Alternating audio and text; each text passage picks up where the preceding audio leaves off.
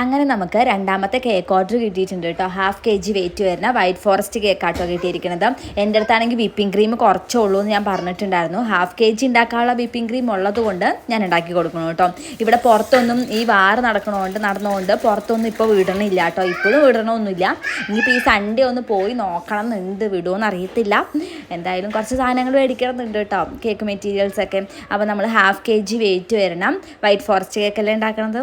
നമ്മൾ ഈ കേക്കിൽ ഫില്ലിംഗ് ആയിട്ട് വൈറ്റ് ഗനാഷും പിന്നെ വൈറ്റ് കോമ്പൗണ്ട് ഒന്ന് കുറച്ച് ഇട്ട് കൊടുത്തിട്ടുണ്ട് കേട്ടോ. അപ്പോൾ നല്ല ടേസ്റ്റ് ആയിരിക്കും. പിന്നെ ചെറി ഉണ്ടെങ്കിൽ അതിട്ട് നന്നായിട്ടിടായിരിക്കും കേട്ടോ. അപ്പോൾ ഇവിടെ അതൊന്നും ഇല്ലാത്തത് കൊണ്ട്, എൻ്റെ കയ്യിൽ അതൊന്നും ഇല്ലാത്തത് കൊണ്ട് നമ്മൾ തീർന്നില്ല.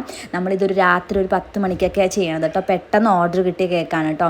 ഞാൻ സാധാരണ തലേ ദിവസം ക്രെം കോട്ട് ചെയ്ത് ഫ്രിഡ്ജിൽ വെക്കാറാണ് പതിവ്. അന്ന് എന്തോ എനിക്കൊരു ഇത് തോന്നിയിട്ട് ഞാൻ എല്ലാ വൈറ്റ് ഫുള്ളും ഫൈനൽ കോട്ടിംഗ് ഒക്കെ ചെയ്ത് വെച്ചു കേട്ടോ. അതുകൊണ്ട് രക്ഷപ്പെട്ടു. കാരണം എൻ്റെ ഇവിടെ കറണ്ട് പോയിട്ട് ഞാൻ ഉച്ചയ്ക്ക് ഡെക്കറേഷനൊക്കെ ചെയ്യാനാണ് ഉദ്ദേശിച്ചത്. പക്ഷെ അത് നടന്നില്ല. കറണ്ട് പോയിട്ട് പാതിരാത്രി 7 മണിക്ക് എപ്പോഴോ വന്നത് കേട്ടോ. അപ്പോൾ ഞാൻ അടുത്ത ക്വാർട്ടറത്തെ ചേച്ചിയുടെ അടുത്ത് കേക്ക് കൊണ്ടു കൊടുത്തു കേട്ടോ. അല്ലാതെ രക്ഷയില്ല. കേക്ക് മെൽറ്റായി കഴിഞ്ഞാൽ ഒരു ടേസ്റ്റും ഉണ്ടാവില്ലല്ലോ.